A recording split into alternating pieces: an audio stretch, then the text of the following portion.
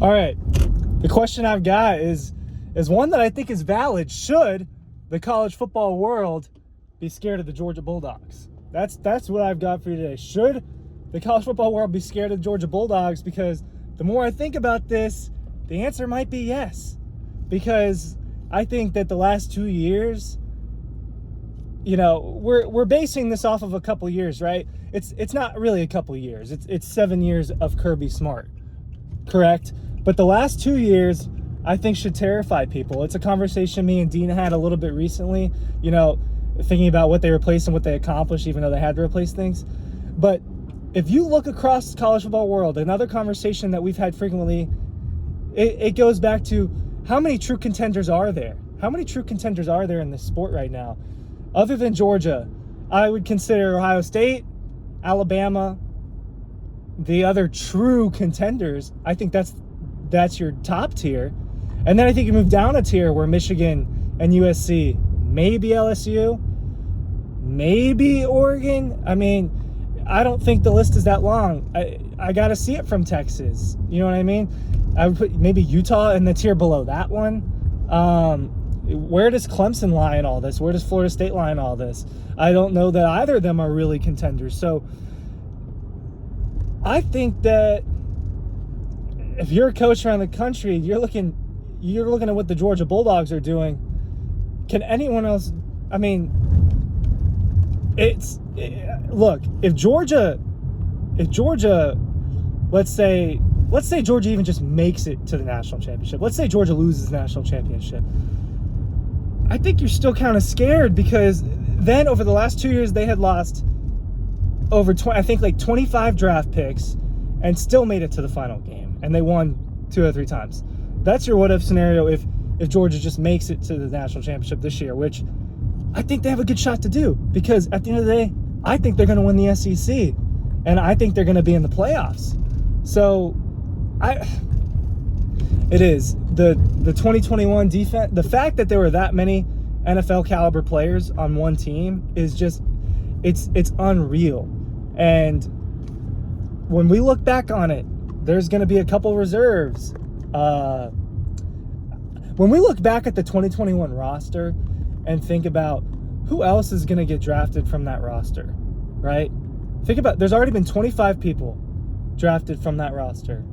And now you're going to get, who you're going to get? You're going to get Cedric Van Pran's going to get drafted. Brock Bowers is going to get drafted. Amarius Mims is going to get drafted. Both of the guards, the whole offensive line could certainly get drafted. Ladd McConkey could get drafted. Like, do I need to say more? That was just offense. Smile London could get drafted. Jamon Dumas Johnson can get drafted. Nazir Stackhouse can get drafted. Zion Logue can get drafted. All of those guys are NFL candidates. And it's unreal. We're going to look back at that 2021 team, and they're going to have over 30 NFL players on that team. And I don't even know how many from the defense. 7 first-rounders from the defense so far. There could be more. And we're going to look at that, and I don't know that that's ever been done before. I know Alabama, obviously, and Nick Saban had an extremely impressive track record in the early 2010s with NFL talent. I know that the 2020 team was extremely talented. Those 18-19 teams, those were extremely talented, especially on offense. But what Georgia's doing doesn't happen. And they won back-to-back.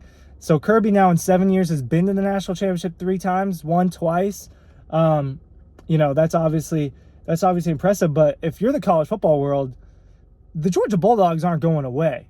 The Georgia Bulldogs are not going away. This is, like, I don't see why it doesn't just continue this year, whether they win the national championship or not. Carson Beck could be, like, I didn't even name running backs. I haven't named running backs. Kendall Milton could be drafted. Dejan Edwards could be drafted. Like, it's unreal. And not to mention the guys that transferred away. I mean, those players who certainly get drafted, and that's been an example. So I think that the college football world, Kirby Smart, as long as his motor is going, as long as his motor is ticking, there's no one right now in the sport that wants it more than he does, right? And that could be cliche, right? And maybe someone really wants it. Maybe is it Mike Norvell at Florida State? Maybe Mike Norvell really wants it. Maybe maybe Brett Venables maybe really wants Oklahoma, but no one wants it and does it the way that Kirby Smart is doing it right now. They are, not necessarily dominating recruiting, but they're getting those guys, the combination of recruiting and development. No one's doing it better than Georgia right now.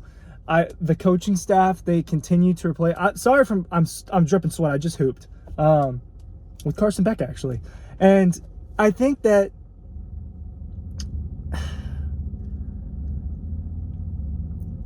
like if I'm the Florida Gators, if I'm the Auburn Tigers, if I'm one of these other SEC teams, I don't know if there's ever been a time where it sucks more for you. That's a really bad way to put it, but this is bad timing. Think about it. We just watched Alabama take over college football for a decade. Auburn obviously, got to the national championship twice in the last 15 years, but LSU wins a national championship. But now you've got Georgia doing what Alabama did, and who knows what the trajectory is. College football rules have changed, all right? There's transfer stuff, there's NIL stuff. Georgia is using those to their advantage as well. They're hitting the transfer portal when they want to get talent that they think really helps their team.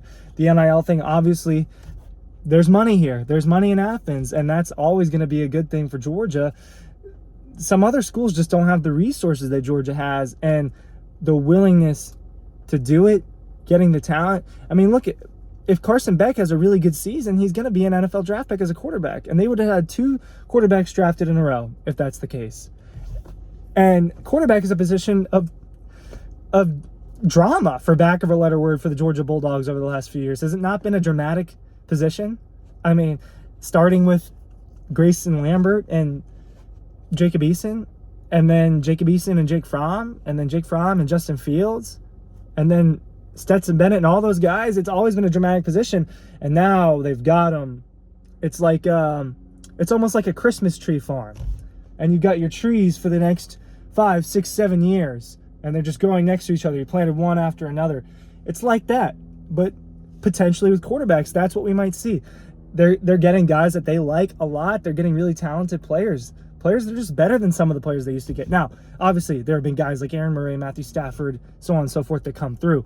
But now they're just consistently rolling in all these guys at every position. The wide receiver room is as deep as it's ever been in a long time. The running back room, a little, I don't know yet. But the offensive line room, oh my goodness. It's just, I think college football should be a little bit scared. That's all I got to say. Tell me what you think down below. Thanks for watching.